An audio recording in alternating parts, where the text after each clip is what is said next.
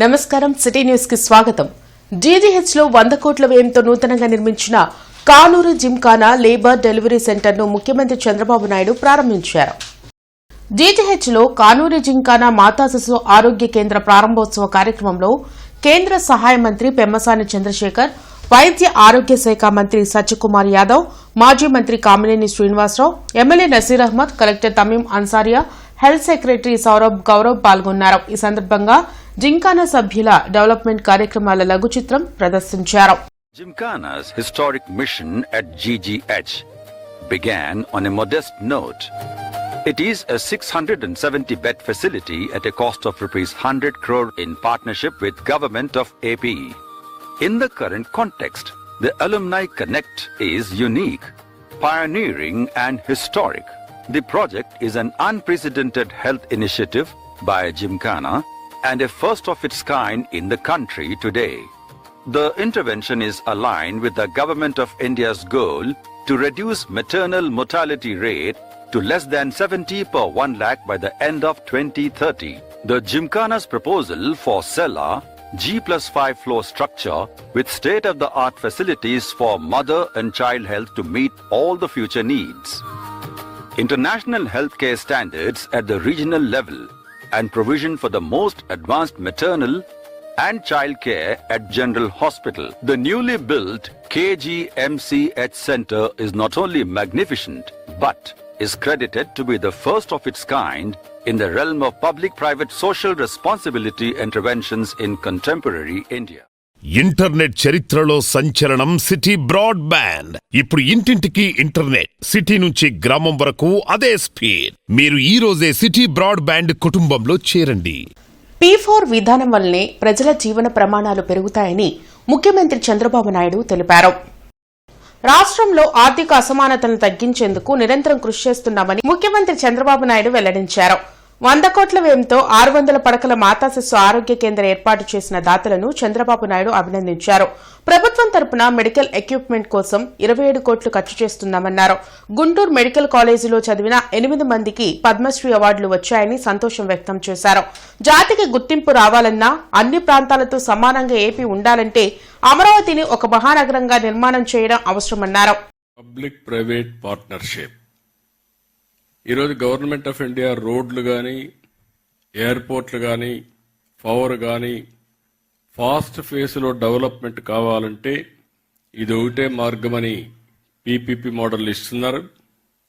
దానిపైన ఒక 20 ఏళ్ళు 30 ఏళ్ళు వాళ్ళు రన్ చేసిన తర్వాత తిరిగి ఆ సెట్ని ప్రభుత్వానికి అప్పచెప్తున్నారు. అందువల్లనే ఈరోజు మీరు రోడ్డు చూస్తున్నారు. ఒకప్పుడు ఇండియాలో రోడ్లు మీరు చిన్నప్పుడు చదువుకునేటప్పుడు ఉండే రోడ్లు ఈరోజు నేషనల్ హైవేస్ మీరు చూస్తే ప్రపంచానికి ధీటుగా ఇన్ఫ్రాస్ట్రక్చర్ అభివృద్ధి అవుతోంది భారతదేశంలో. ఈ విషయం మనం గుర్తుపెట్టుకోవాల్సిన అవసరం ఉంది. సంపద సృష్టించబడింది, కానీ అదే సమయంలో మెరుగైన వసతులు ప్రజలకు వచ్చాయి. కానీ వచ్చిన సమస్య ఎంత ఏంటంటే గ్యాప్ అయితే వ్యత్యాసాలు విపరీతంగా పెరిగిపోతున్నాయి. బిలినియర్స్ ఎక్కువ అవుతున్నారు, మిలినియర్స్ ఎక్కువ అవుతున్నారు. రిలేటివ్గా లివింగ్ స్టాండర్డ్స్ చూస్తే వ్యత్యాసాలు ఎక్కువగా పెరిగిపోతున్నాయి. అందుకే ఈరోజు వినూత్నంగా నేను ఒకసారి ఆలోచించి P4 తీసుకొచ్చాను, పబ్లిక్ ప్రైవేట్ పీపుల్స్ పార్ట్నర్షిప్. ఇప్పుడే సత్య గారు చెప్పారు, మీరు ఇక్కడ ఇన్వెస్ట్ చేసింది ఫిలాంథ్రఫీ కింద మీరు ఇన్వెస్ట్ చేశారు. నా ఆలోచన ఏంటంటే మనందరం కూడా గ్రామీణ ప్రాంతాల్లో పుట్టాం, చిన్న కుటుంబాల్లో పుట్టాం. రాష్ట్రంలో శిలాఫలకాలు వేసినా, శంకుస్థాపనలు చేసినా, ప్రారంభోత్సవాలు చేసినా అది కేవలం కూటమి ప్రభుత్వం వల్లే సాధ్యమని కేంద్ర సహాయ మంత్రి పెమ్మసాని చంద్రశేఖర్ ధీమా వ్యక్తం చేశారు. జీజీహెచ్ లో జరిగిన ప్రారంభోత్సవ కార్యక్రమంలో మంత్రి పెమ్మసాని చంద్రశేఖర్, వైద్య ఆరోగ్య శాఖ మంత్రి సత్యకుమార్ యాదవ్ పాల్గొన్నారు. మాతృభూమిపై ఉన్న మమకారంతో 100 కోట్లు ఖర్చు చేసి 600 పడకల కానూరు జిమ్ఖానా మాతా శిశు ఆరోగ్య కేంద్రం ఏర్పాటు చేసిన నార్త్ అమెరికా ఎన్ఆర్ఐలను మంత్రి పెమ్మసాని చంద్రశేఖర్ అభినందించారు. పాత గవర్నమెంట్ మెడికల్ కాలేజీల నిర్మాణం కోసం అరకొర నిధులు ఖర్చు చేసి కాలేజీలన్నీ కట్టేశామని చెప్పడం విడ్డూరంగా ఉందని మంత్రి సత్యకుమార్ యాదవ్ ఎద్దేవా చేశారు. పీపీపీ విధానంలో మెడికల్ కాలేజీలను అభివృద్ది చేసేందుకు ఈ ప్రభుత్వం ప్రయత్నం చేస్తూ ఉంటే మెడికల్ కాలేజీలను ప్రైవేటీకరణ చేస్తున్నారంటూ ప్రజల్లో అపోహలు సృష్టిస్తున్నారని ఆరోపణలు చేశారు. ఏప్రిల్ నుంచి 10 మెడికల్ కాలేజీలను పీపీపీ విధానంలో అభివృద్ది చేయనున్నామని మంత్రి స్పష్టం చేశారు. ఈ కార్యక్రమంలో gymkhana trustees chairman Ram Koteswararao, doctor Ravi, doctor Babul Reddy తదితరులు పాల్గొన్నారు. మొదటిగా ఈ హాస్పిటల్ పెట్టుకున్నప్పుడు 15 కోట్లు రాష్ట్ర ప్రభుత్వం, అదేవిధంగా ఒక 20 కోట్లు కేంద్ర ప్రభుత్వం, మిగిలినవి జిమ్ఖానా వాళ్ళు ఒక 60 కోట్లతోటి పెట్టుకుంటే కేవలం గత ప్రభుత్వంలో 6 కోట్ల రూపాయలు ఇచ్చి దీన్ని క్లోజ్ చేస్తే మిగిలిన డబ్బులన్నీ వీళ్ళు పెట్టుకొని ఇప్పుడు దాదాపు 90 నుంచి 100 కోట్ల రూపాయలతోటి పెట్టి దీన్ని అద్భుతంగా అంతా వాళ్లే తీసుకొని చేస్తా ఉన్నారు. నాకు కూడా తెలుసు, అమెరికాలో బాగా 40-45%, అదే కాలిఫోర్నియాలో అయితే 50% ట్యాక్స్ కడతారు వీళ్ళు. అంత ట్యాక్స్ కట్టి ఈ డబ్బుతోటి మీరు బిల్డింగులు కట్టుకోవచ్చు, ఇన్వెస్ట్మెంట్స్ చేసుకోవచ్చు. అవినా కూడా అవన్నీ చేయకుండా మాతృభూమి మీద, ఈ మట్టి మీద ఉన్నటువంటి ప్రేమతో, ఈ ప్రజలతో ఉన్నటువంటి బంధంతో ఈ విధంగా ఇక్కడికి వచ్చి ఇంత అద్భుతంగా మీరే పార్టిసిపేట్ చేసుకొని, మీరే కట్టుకొని, ఆర్కిటెక్టులను పెట్టుకొని అద్భుతంగా చేసుకున్నారు. ఇది గుంటూరులోనే కాదు, ఆంధ్రప్రదేశ్లోనే కాదు, దేశంలో కూడా ఎవ్వరు కూడా ఇలా చేసిన విధానం లేదు. తప్పనిసరిగా ఇది చూసి ఎంతో మంది స్ఫూర్తి పొందుతారు. ఈ విషయాన్ని చూసి అందరికీ మాకు గర్వకారణం. మీరు దేశ విదేశాలకు వెళ్ళి ఇంత కష్టపడి అక్కడ మీకు గుర్తింపు తెచ్చుకొని మళ్ళీ వెనక్కి వచ్చి, it also shows reflects the spirit of giving back to the society. అంత దూరం వెళ్ళిపోయిన తర్వాత ఆ కుటుంబాల గురించి, వాటి గురించి కాకుండా మనం చదువుకున్న కాలేజీలో బ్యాక్ హోమ్ ఇంతమంది పేషెంట్స్ ఉన్నారు, వీళ్ళ అభివృద్ధి కోసం పనిచేయాలి, వారి ప్రజారోగ్యాన్ని కాపాడాలనే ఆలోచన మాత్రం చాలా అద్భుతమైన ఆలోచన. అందుకనే ఆ మాట వింటూనే కేంద్ర మంత్రి గారు కూడా it should be a role model for others అని చెప్పారు.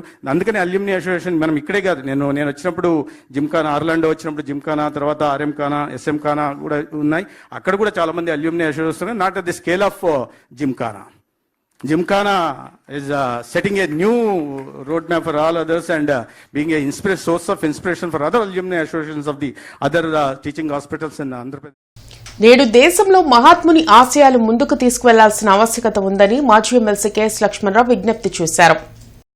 మహాత్మా గాంధీ వర్ధంతి సందర్భంగా హిమనీ సెంటర్లోని గాంధీ మహాత్ముని విగ్రహానికి Amaravati institute of social sciences నిర్వాహకులు పూలమాలలు వేసి నివాళులర్పించారు. అనంతరం మాజీ మంత్రి డొక్కా మాణిక్యవరప్రసాద్, మాజీ ఎమ్మెల్సీ కెఎస్ లక్ష్మణరావు, జనచైతన్య వేదిక రాష్ట్ర అధ్యక్షులు వల్లంరెడ్డి లక్ష్మణరెడ్డి మీడియాతో మాట్లాడారు. దేశ స్వాతంత్ర్యం కోసం తన ప్రాణాలు అర్పించిన మహనీయులు మహాత్మా గాంధీ అని కొనియాడారు. శాంతి, అహింస, సౌభ్రాతృత్వం చాటిన మహనీయులు మహాత్మా గాంధీ అన్నారు.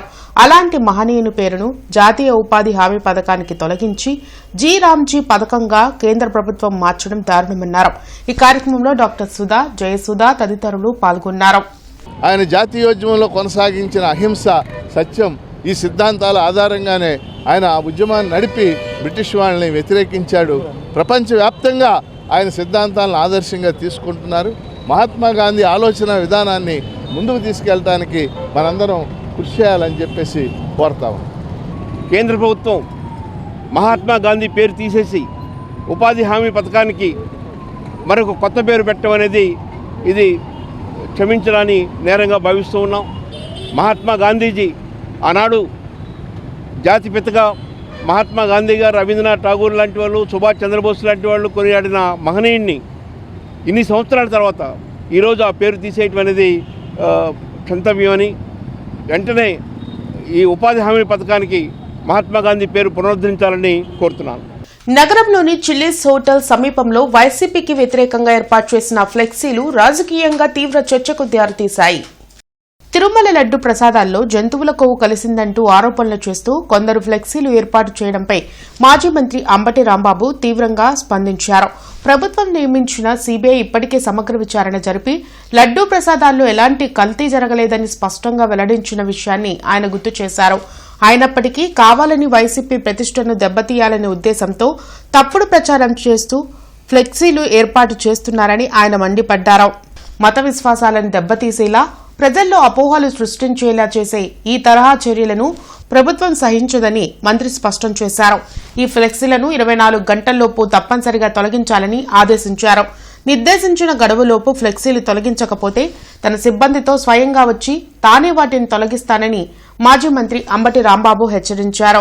సిబిఐ రిపోర్ట్లో పంది కొవ్వు లేదు, పశువుల కొవ్వు లేదని స్పష్టం చేసిన తర్వాత ఇంకా దుష్ప్రచారం చేయడం కోసం ఈనాడు ఆంధ్రజ్యోతిలో వేయటమే కాకుండా మళ్ళీ ఇలా ఫ్లెక్సీలు కట్టి ప్రచారం చేస్తున్నారు. ఇది అన్యాయం. ఈ ఫ్లెక్సీ మీద మేము వచ్చి నిరసన తెలియజేస్తున్నాం. మర్యాదగా 24 hours లోపల ఫ్లెక్సీని చించేయకపోతే వాళ్ళు మేమే వచ్చి చించేస్తామని కూడా ఈ సందర్భంగా మనవి చేస్తున్నాం. అక్రమ ఆస్తులు కూడబెడుతున్న టీటీడీ బోర్డు సభ్యులపై సీబీఐ విచారణ జరిపించాలని మాజీ మంత్రి డొక్కా మాణిక్యవర ప్రసాద్ డిమాండ్ చేశారు. లడ్డూ ప్రసాదంలో కల్తీ జరిగిన విషయం సీబీఐ నిర్ధారించిందని మాజీ మంత్రి డొక్కా మాణిక్యవర ప్రసాద్ వెల్లడించారు. వైసీపీ నేతలు వెంటనే తిరుమల వెంకన్నకు క్షమాపణలు చెప్పాలని డిమాండ్ చేశారు. జగన్ చేపట్టే పాదయాత్ర విధ్వంసకర పాదయాత్ర అని విమర్శించారు.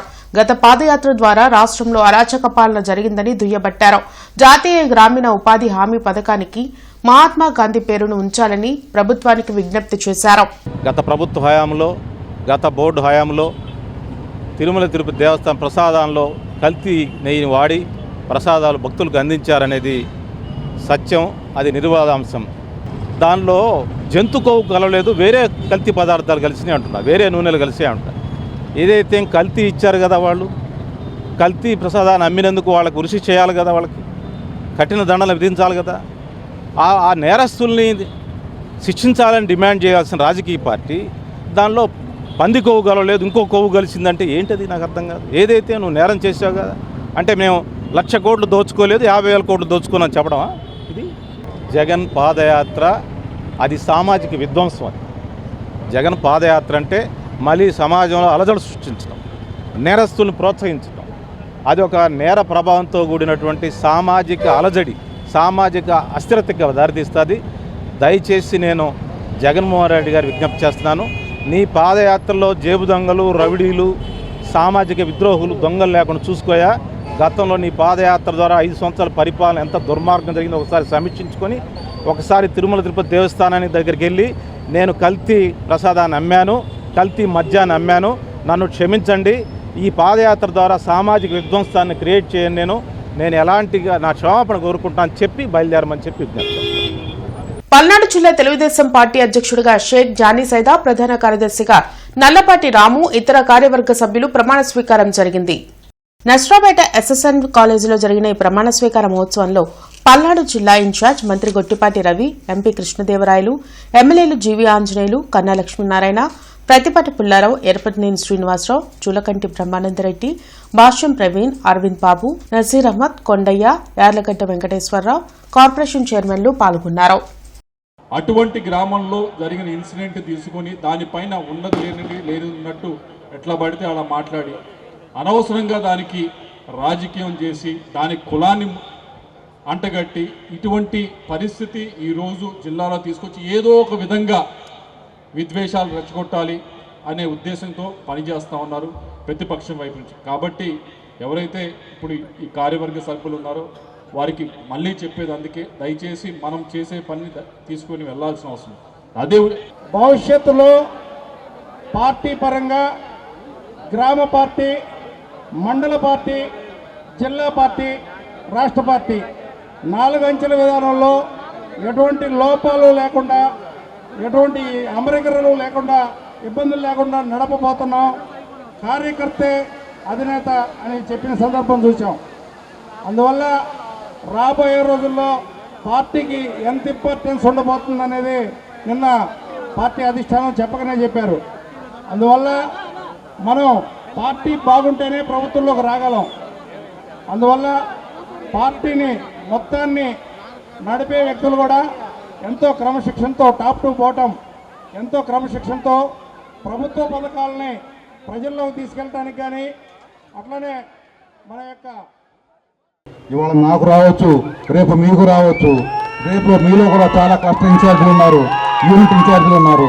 వాళ్ళలో కూడా చాలామంది ఇవాళ ఇటు పక్క వచ్చి ఇటు కూర్చొని మాతో పాటుగా ఇదంతా చేయవచ్చు. ఒకటే చెబుతున్నాం సోదరులారా, తెలుగుదేశం పార్టీ ఏదైతే నాకు ఈ పదవిని ఇచ్చిందో ఆ పదవిని అతిరథ మహారాజులైన పల్నాడు జిల్లాకి 7 ఎమ్మెల్యేలు, ఒక ఎంపీ గారు ఉన్నారు. వీళ్ళందరి సలహాలు సూచనతో సమన్వయం చేసుకుంటా ముందుకు పోతూ ఉంటాను. మా వల్ల కూడా కానీ ఏదన్నా ఉంటే గౌరవ ఇన్ఛార్జ్ మినిస్టర్ గారి దృష్టిలో పెట్టి వారితో సమన్వయం చేసుకుంటా జిల్లాని ముందుకు తీసుకెళ్తూ 2024 ఏదైతే 7 అసెంబ్లీ స్థానాలు పార్లమెంటు ఎలా గెలిచామో రేపు వచ్చే 2029 కూడా అదేవిధంగా పల్నాడు గడ్డపై తెలుగుదేశం పార్టీ యొక్క జెండాని రెపరెపలాడే విధంగా ఉంచడానికి ప్రయత్నిస్తాను, నా వంతు కృషి చేస్తాను. నేను జిల్లా వైఎస్ఆర్ కాంగ్రెస్ పార్టీ కార్యాలయంలో జాతిపిత మహాత్మా గాంధీ వర్ధంతిని నిర్వహించారు. గాంధీజీ చిత్రపటానికి పుష్పాంజలి ఘటించి మాజీ మంత్రి అంబటి రాంబాబుతో పాటు పార్టీ నేతలు అంబటి మురళి, రాజనారాయణ తదితరులు నివాళులర్పించారు. మహాత్ముడు ఆశయాలకు విరుద్దంగా రాష్ట్రంలో కూటమి ప్రభుత్వ పాలన కొనసాగుతుందని అంబటి మురళి విమర్శించారు. మహాత్ముడు పిలుపునిచ్చినటువంటి గ్రామ స్వరాజ్యంలో భాగమైనటువంటి సచివాలయాలు, వాలంటీర్ల వ్యవస్థలను జగన్మోహన్ రెడ్డి గారు వారి ప్రభుత్వం ఉన్నప్పుడు వాటిని స్థాపించి మహాత్ముడిచ్చిన పిలుపుకి సార్థకత పెట్టే విధంగా వారు కృషి చేస్తే గ్రామ స్వరాజ్యంలో భాగమైన సచివాలయాలు, వాలంటీర్ వ్యవస్థ కుంటుపడటం, వారు చెప్పినటువంటి పేద ప్రజలకు సహాయాన్ని చేయమన్నటువంటి సంక్షేమ కార్యక్రమాలు మూతపడడంతో ఆంధ్రప్రదేశ్ ప్రభుత్వం మహాత్ముని దృష్టిలో ఇది దివాళాకోరు ప్రభుత్వం అని చెప్పక తప్పదు. ఇంటర్నెట్ చరిత్రలో సంచలనం సిటీ బ్రాడ్బ్యాండ్. ఇప్పుడు ఇంటింటికి ఇంటర్నెట్, సిటీ నుంచి గ్రామం వరకు అదే స్పీడ్. మీరు ఈ రోజే సిటీ బ్రాడ్బ్యాండ్ కుటుంబంలో చేరండి. గోరంట్ల వెంకటేశ్వర స్వామి దేవస్థానంలో 24వ వార్షిక బ్రహ్మోత్సవాలు వైభవంగా జరుగుతున్నాయి. ఈ ఉత్సవాలు రేపటి వరకు కొనసాగనున్నాయి. ఈరోజు శ్రీవారి కళ్యాణం అత్యంత వైభవంగా నిర్వహించారు. ఉత్సవాలను ఎర్రంశెట్టి వేణుగోపాల్, కంచర్ల ఆంజనేయులు పర్యవేక్షించారు. ఉత్సవాల్లో శివనారాయణ, శివారెడ్డి, సురేష్, ధనలక్ష్మి పాల్గొన్నారు. భక్తులకు ఎటువంటి అసౌకర్యం కలగకుండా అన్ని ఏర్పాట్లు పూర్తి చేశామని ఆంజనేయులు తెలిపారు. భక్తులు పెద్ద సంఖ్యలో పాల్గొని ఉత్సవాలను విజయవంతం చేయాలని కోరారు.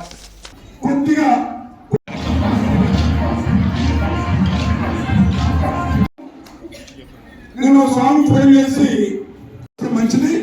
అదేవిధంగా మీ సహకారంతో అందరికీ దేవస్థానం తరఫున కంపెనీ